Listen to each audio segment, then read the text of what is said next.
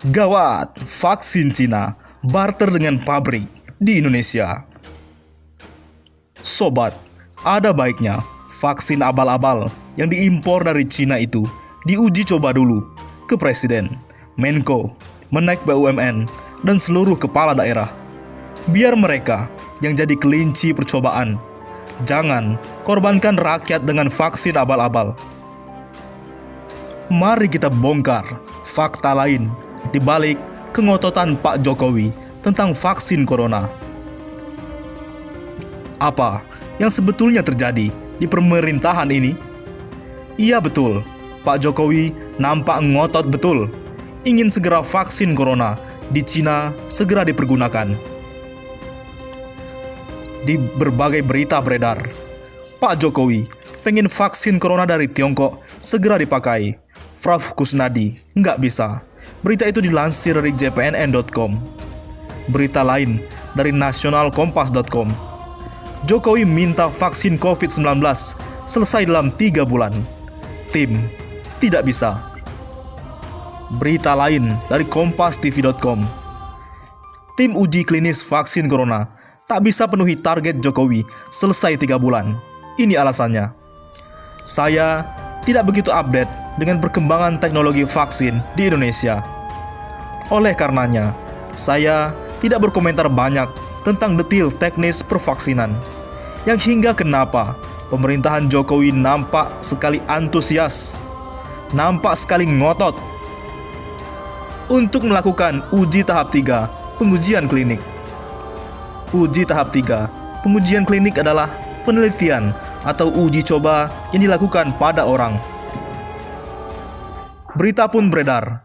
Dari liputan6.com dilansir, dicari 1.620 sukarelawan untuk uji klinis tahap 3 vaksin COVID-19 Sinovac.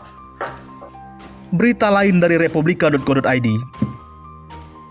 Vaksin Sinovac tiba di Indonesia dan jalani uji klinis. Tetapi, dari membaca berbagai informasi, saya memilih untuk concern akan 2 hal. Berikut ini. Pertama, pemerintahan Jokowi nampak sudah pada tahap frustasi. Karena wabah COVID-19 di negeri ini masih tidak nampak ujung pangkalnya. Sementara ancaman krisis ekonomi sudah nyata melanda. Dan akan makin parah di bulan-bulan mendatang yang ditandai dengan makin anjloknya daya beli rakyat dan meledaknya pengangguran. Kedua, pemerintah Jokowi sedang babak belur dalam hal keuangan negara. Hal itu bisa dilihat dari stimulus terendah di Asia. Republik Indonesia tak punya uang dan andalkan hutang. Dilansir dari cnbcindonesia.com. Maka, opsi segera mengakhiri COVID-19 ditempuh dengan segala cara. Karena jika tidak, akan berimbas kepada tersendatnya proyek-proyek pembangunan pemerintah, bahkan bisa berujung mangkrak. Lalu, bagaimana menyikapi hal ini? Kalau tentang uji klinis atas vaksin Sinovac China, biarlah pakar vaksin yang mengomentarinya. Namun, menurut hemat saya, jangan karena alasan ekonomi, lantas pemerintah Jokowi gelap mata hingga menjadikan rakyat sebagai ajang uji coba yang mempertaruhkan nyawa. Sekali lagi, kalau demi alasan ekonomi, janganlah pemerintah gelap mata. Mengacu pada pendapat ekonom senior Faisal Basri, saya sepakat. Indonesia akan mampu bertahan dari ancaman krisis selama pemerintah bisa menahan laju penurunan konsumsi rumah tangga. Dengan kata lain, mempertahankan kemampuan daya beli masyarakat melalui pemanfaatan APBN yang efektif untuk mendukung itu, seperti perluasan jumlah penerimaan bantuan kepada masyarakat yang rentan dari dampak COVID-19. Konsekuensinya, harap di-reschedule. Itu program-program pemerintah yang memang tidak mendesak, seperti tanggal 27 Juni 2020, proyek ibu kota jalan terus, 1,4 triliun dari APBN buat bangun bendungan. Dilansir dari nmc.co.id. 3 Juli 2020, pembebasan 81 hektar lahan bendungan ibu kota baru butuh 60 miliar, dilansir dari jawapos.com. Nah, Sangat mengherankan, bukan? Apa yang sebetulnya sedang terjadi di pemerintahan ini? Misi terselubung apa yang sebetulnya dijalankan hingga tetap terus memaksakan program-program tertentu yang tidak mendesak dan dapat ditunda pada tahun-tahun mendatang?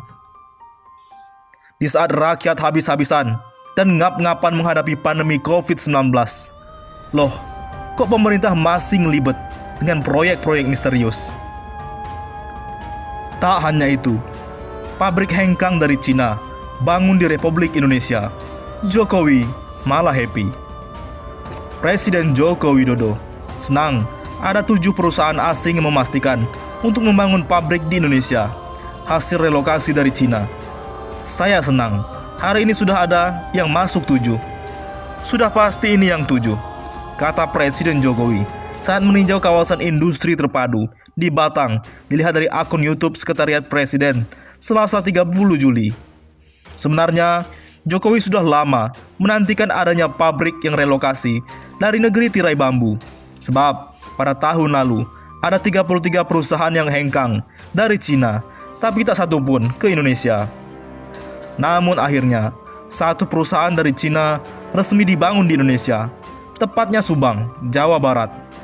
Perusahaan tersebut adalah PT Meilun Teknologi Indonesia yang melakukan relokasi pabrik dari Suzhou, China. Meilun adalah salah satu dari 7 perusahaan asing yang sudah berkomitmen merelokasikan pabriknya ke Indonesia. Perusahaan asal Taiwan yang bergerak di bidang usaha industri speaker, audio dan video elektronik itu kemarin melaksanakan groundbreaking pembangunan pabrik. Hal ini adalah tonggak bersejarah penting untuk Meilun. Kami adalah perusahaan terbuka dengan pengalaman selama 48 tahun. Kami adalah perusahaan OEM dan ODM terkemuka untuk produk speaker ternama seperti JBL dan lain-lain, kata CFO Meilun, Grup Evakuo, dalam acara groundbreaking yang ditayangkan di saluran YouTube BKPM Selasa 21 Juli. Dia menjelaskan, pihaknya selama 2 tahun terakhir telah melakukan survei dan evaluasi ke beberapa negara. Akhirnya, pihak memilih Indonesia, tepatnya di Subang, sebagai lokasi terbaik untuk investasi. Pihaknya lanjut, dia berkomitmen akan membuka ribuan peluang pekerjaan untuk masyarakat lokal, transfer pengetahuan, dan memberi dampak ekonomi bagi masyarakat. Kami berterima kasih kepada pemerintah Indonesia, khususnya tim BKPM, pemerintah Provinsi Jawa Barat, dan pemerintah Kabupaten Subang atas dukungan yang telah diberikan, tambahnya. Sebelumnya, Jokowi mendesak vaksin dari Cina segera dipakai. Profesor, nggak bisa. Nanti tak tahu efek sampingnya. Koordinator uji klinis vaksin virus corona, Profesor Kusnandi Rusmil, mengaku ada desakan dari Presiden Jokowi untuk menggunakan secara massal vaksin Sinovac dari Tiongkok di Indonesia. Kenapa? Namun Kusnadi menyatakan bahwa desakan Presiden itu tidak bisa dilaksanakan. Arahan khusus dari Bapak Presiden, usahakan vaksin ini cepat ada. Kalau bisa 3 bulan. Kami bilang nggak bisa 3 bulan, karena kita harus melakukan dengan hati-hati, dengan benar, kata Kusnadi usai menemui pria yang akrab disapa Jokowi itu di Istana Kepresidenan, Jakarta Pusat Selasa 21 Juli. Menurut Kusnadi, pihaknya harus melewati tahap uji klinis sebelum menerapkannya untuk umum. Dan tata cara uji klinis itu sudah diatur secara ketat oleh WHO. Harus begini, nggak boleh dicepatin atau gimana. Nanti hasilnya tidak baik, dan malah nanti vaksin ini tidak terpantau efek sampingnya dan kemudian manfaatnya, kata dia.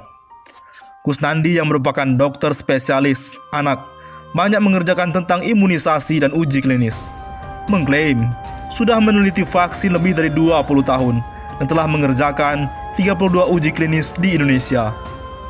Tadi sudah ketemu Pak Presiden, dan Pak Presiden sangat menyokong uji klinis ini yang diharapkan selesai pada Januari. Uji klinis ini fase 3, jelas dia. Kusnadi mengatakan, Indonesia tak sendiri melakukan uji klinis terhadap vaksin Sinovac dari Tiongkok itu. Adapun India, Bangladesh, Afrika, dan Amerika Latin juga melakukan hal yang sama. Uji klinis yang 1 dan kedua itu telah dilakukan di Cina dengan hasil yang baik. Nah, sekarang kita uji klinis fase 3 di beberapa negara dengan harapan semuanya akan hasilnya baik sehingga vaksin ini bisa dipergunakan. Jelas dia. Bagaimana menurut pendapat Anda?